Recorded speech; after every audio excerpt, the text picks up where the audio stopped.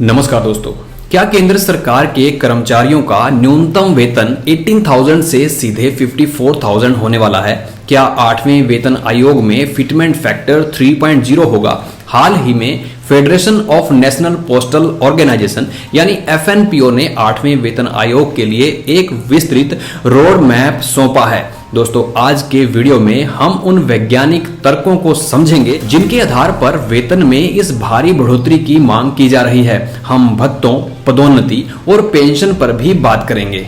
सबसे पहले बात करते हैं वैज्ञानिक फार्मूला। दोस्तों, वेतन का निर्धारण केवल मनमाना नहीं है, यह 15वीं भारतीय श्रम सम्मेलन यानी ILC के मानदंडों और डॉक्टर एक्रोइड के पोषण फार्मूले पर आधारित है। गणना का गणित बेस कंजम्पशन दिल्ली और मुंबई जैसे 8 बड़े शहरों के औसत बाजार भाव के आधार पर एक 3 यूनिट परिवार का खर्च लगभग 20,220 रुपए आता है।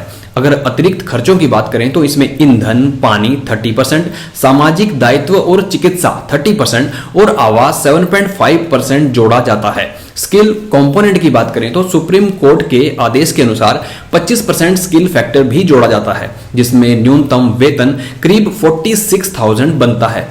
अंतिम मांग, महंगाई और वास्तविक जीवन स्तर को देखते हुए FNPO ने 54,000 न्यूनतम वेतन की मांग की है। फिटमेंट फैक्टर की बात करें तो 7th पे कमीशन में यह 2.57 था, लेकिन अब इसे 3.0 करने का प्रस्ताव दिया जा रहा है। वार्षिक वेतन वृद्धि वर्तमान में यह 3% है, जिसे बढ़ाकर 5% करने की मांग की गई है ताकि कर्मचारियों का मनोबल बना रहे।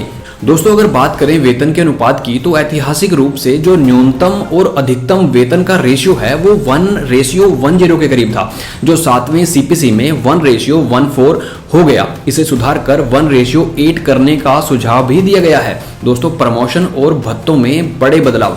MAC अब 10, 20, 30 साल की बजाय 6, 12, 18, 24 और 30 साल पर MACP देने का प्रस्ताव दिया गया है। प्रमोशन की बात करें तो पदोन्नति अब केवल एक नहीं बल्कि 2 इंक्रीमेंट का लाभ मिलना चाहिए। उसके बाद ट्रांसपोर्ट अलाउंस, महंगाई को देखते हुए इसे दुगना करने की सिफारिश की गई है। जैसे लेवल 9 के लिए 7,200 से 14,400, शिक्षा भत्ता, बच्चों की शिक्षा के लिए भत्ते को 2,250 रुपए से बढ़ाकर 4,500 प्रति माह करने का सुझाव दिया गया है।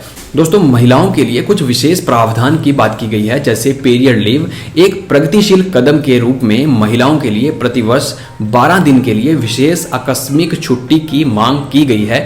फैमिली केयर लीव, अगर चाइल्ड केयर लीव के नाम पर बदलकर फैमिली केयर लीव करने का प्रस्ताव दिया गया है ताकि बुजुर्ग माता पिता की सेवा भी की जा सके। दोस्तों, पुरानी पेंशन OPS की बहाली। NPS के बाजार जोखिमों को देखते हुए OPS गारंटेड पेंशन योजना को बहाल करने की पुरजोर मांग की गई है। कैशलेस मेडिकल, पूरे भारत में सभी कर्मचारियों और पेंशन भोगियों के लिए कैशलेस इलाज की सुविधा सुनिश्चित करने का प्रस्ताव है। GDS का समावेश, ग्रामीण डाक सेवकों को भी वेतन आयोग के दायरे में रखने के लिए अपील की गई है। यह प्रस्ताव केवल वेतन वृद्धि नहीं बल्कि कर्मचारियों के सम्मान और सामाजिक न्याय की लड़ाई है। अगर ये सिफारिशें मान ली जाती हैं तो यह सरकारी सेवा के इतिहास में एक बहुत बड़ा बदलाव होगा।